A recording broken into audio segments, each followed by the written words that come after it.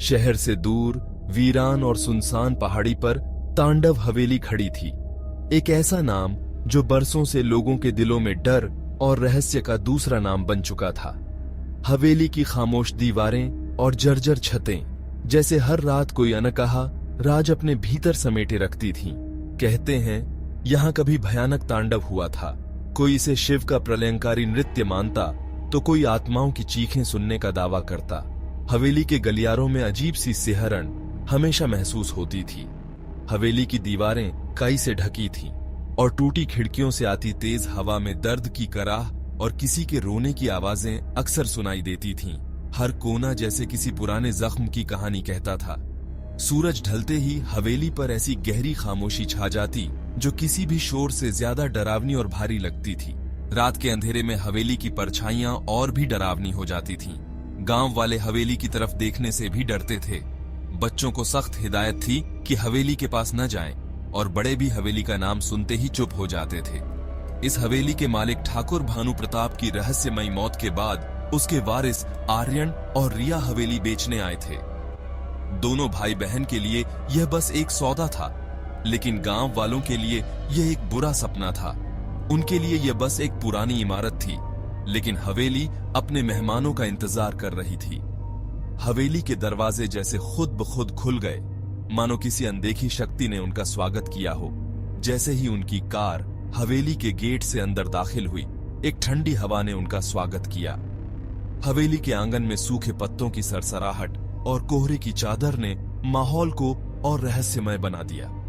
आर्यन ने रिया से कहा, बस कुछ दिन की बात है। पर वे नहीं जानते थे कि हवेली इतनी आसानी से किसी को जाने नहीं देती। हवेली के साये में छुपे रहस्य अब धीरे धीरे सामने आने वाले थे। आर्यन और रिया ने भारी दरवाजा खोला। अंदर घुसते ही अजीब ठंडक महसूस हुई। टॉर्च की रोशनी में हर चीज पर वक्त की गर्द थी। तभी रात के सन्नाटे को चीरती दस्तक हुई। आर्यन ने डरते डरते दरवाजा खोला। दरवाजे पर एक बूढ़ा आदमी खड़ा था, काले कपड़े, रहस्यमयी आंखें। मैं भैरव नाथ हूं, तांत्रिक। हवेली बेचैन आत्माओं से भरी है, उसने कहा। उसकी बातें पहेली जैसी थीं और उसकी मौजूदगी से हवेली का माहौल और भी बोझिल हो गया। आर्यन ने कहा, हमें आपकी जरूरत नहीं, लेकिन भैरवनाथ बिना इजाजत अंदर आ गया। आज अमावस्या है, ये दीवारें अपने राज उगलेंगी। कहकर वह अंधेरे में गायब हो गया। आर्यन और रिया सन्न रह गए। उस अजनबी के आने से हवेली का रहस्य और गहरा हो गया था। रात गहराते ही हवेली का असली रूप सामने आने लगा। हवा की सरसराहट फुसफुसाहट में बदल गई थी, जैसे कोई कानों में कुछ कह रहा हो। परछाइयां दीवारों पर नाच रही थीं। आर्यन और रिया ने मोमबत्तियां जलाईं, लेकिन अंधेरा छाया रहा। रिया को लगा किसी ने उसके कंधे पर हाथ रखा। बर्फीला स्पर्श। उसने चीख कर देखा, कोई नहीं था। आर्यन ने उसे शांत करने की कोशिश की, लेकिन खुद भी डरा हुआ था। तभी ऊपर से भारी कदमों की आवाज आई। कौन है? आर्यन ने चिल्लाया। कोई जवाब नहीं। फिर एक बच्चे की डरावनी हंसी गूंज उठी। दोनों एक दूसरे से चिपक गए। हवेली अब उन्हें कैद कर चुकी थी।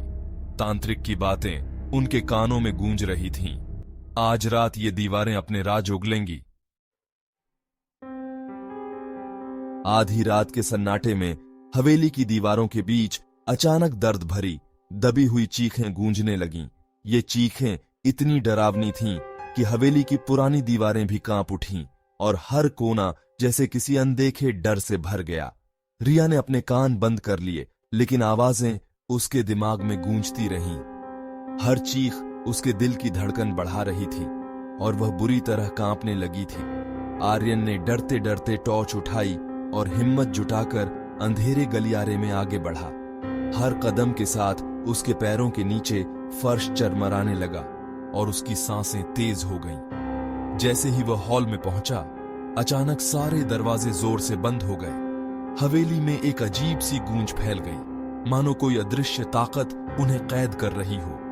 तभी आर्यन की टॉर्च झपक कर बंद हो गई और चारों तरफ घना डरावना अंधेरा छा गया।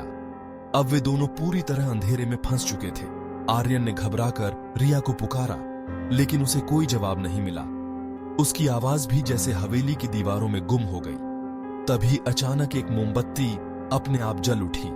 उसकी हल्की रोशनी ने कमरे को थोड़ा सा उजाला दिया।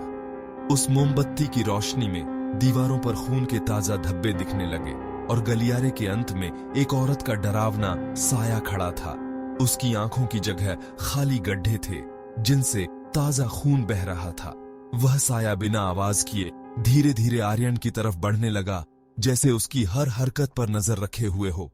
तभी अचानक रिया की चीख हवेली में गूंज उठी। उसकी चीख में डर और बेबसी साफ झलक रही थी। आर्यन भागकर उसके पास पहुंचा। रिया बेहोश पड़ी थी और कमरे का फर्नीचर हवा में तैर रहा था, मानो कोई अदृश्य शक्ति सब कुछ अपने काबू में कर रही हो। अब उन्हें पूरी तरह एहसास हो गया था कि वे किसी भयानक अलौकिक शक्ति के चंगुल में फंस चुके हैं और यहां से निकलना आसान नहीं होगा। उसी वक्त तांत्रिक भैरवनाथ मशाल लिए प्रकट हुआ। मैंने कहा था हवेली बेचैन है, तुमने सोई शक्तियों को जगा दिया है, उसने कहा। फर्नीचर जमीन पर गिर गया, चीखें शांत हो गईं। आर्यन ने पूछा, कौन हो तुम? भैरवनाथ बोला, मैं इस हवेली का रक्षक हूं। यह सब तुम्हारे पूर्वजों के कर्मों का फल है। तुम्हारे परदादा ठाकुर विक्रम सिंह अमर होने के लिए तांडव अनुष्ठान कर रहे थे। 7 मासूमों की बलि दी थी, लेकिन अनुष्ठान अधूरा रह गया और आत्माएं हवेली में कैद हो गईं। ठाकुर की आत्मा अब भी अनुष्ठान पूरा करना चाहती है। 2 और बलियों की जरूरत है, अपने ही खून की। रिया ने कांपती आवाज में पूछा, तो तुम हमारी मदद करने आए हो? भैरवनाथ हंसा, मदद नहीं, मैं ठाकुर का शिष्य हूं। आज तांडव पूरा होगा तुम दोनों की बलि से। तांत्रिक ने भयानक मंत्र पढ़ना शुरू किया। उसकी आवाज गूंजती रही, जैसे हर शब्द हवेली की दीवारों में समा रहा हो। माहौल में डर और रहस्य की एक अजीब सी लहर दौड़ गई। हवेली में चीखें गूंजने लगीं। हर कोना जैसे किसी अनदेखी ताकत से भर गया था और डर का साया सब पर छा गया।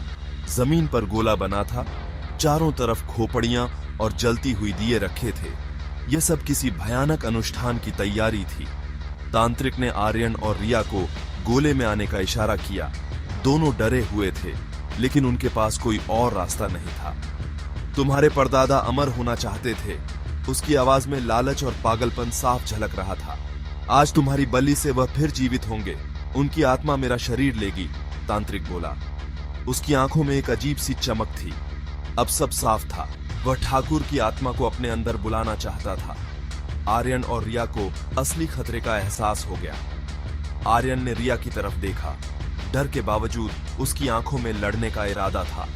दोनों ने बिना बोले एक दूसरे को हिम्मत दी। उसने पास पड़ा फूलदान तांत्रिक पर फेंका और दोनों भाग निकले। उनके कदमों की आवाज हवेली में गूंज रही थी। हवेली के दरवाजे अपने आप बंद हो रहे थे, जैसे कोई अदृश्य शक्ति उन्हें रोकना चाहती हो। दीवारों से हाथ निकल रहे थे। हर तरफ से डरावनी परछाइयां उन पर झपट रही थी। वे भागते भागते पूजा घर पहुंचे। वहां थोड़ी सी उम्मीद की किरण थी। रिया को दादी का सिखाया मंत्र याद आया। उसे विश्वास था कि यही उनकी रक्षा करेगा। उसने कांपते होठों से जाप शुरू किया। उसकी आवाज डर के बावजूद मजबूत थी। आर्यन उसकी रक्षा कर रहा था, हर खतरे के सामने डटकर खड़ा था। तांत्रिक दरवाजा तोड़ने की कोशिश कर रहा था। उसकी चीखें और ज्यादा डरावनी हो गई थी। अंतिम लड़ाई शुरू हो चुकी थी। अब आर्यन और रिया को अपनी जान और आत्मा दोनों बचानी थी। रिया के मंत्रोच्चार से पूजा घर में दिव्य प्रकाश फैल गया। तांत्रिक की चीखें दर्द में बदल गईं। हवेली कांपने लगी। 7 आत्माएं शांत हो गईं। ठाकुर की काली शक्ति कमजोर पड़ गई। तांत्रिक दरवाजा तोड़कर अंदर घुसा, लेकिन दहलीज पार करते ही छटपटाने लगा। उसका शरीर जलने लगा। यह नहीं हो सकता, वह चिल्लाया, लेकिन रिया ने मंत्र पढ़ना जारी रखा। एक धमाके के साथ तांत्रिक राख में बदल गया। हवेली में अब सुकून भरी खामोशी थी। सुबह की पहली किरण के साथ हवेली शांत लग रही थी। आर्यन और रिया ने न सिर्फ अपनी जान बचाई, बल्कि आत्माओं को मुक्ति दिलाई और परिवार का अभिशाप खत्म किया। उन्होंने हवेली को स्मारक की तरह छोड़ दिया, एक चेतावनी कि कुछ दरवाजे हमेशा बंद रहने चाहिए।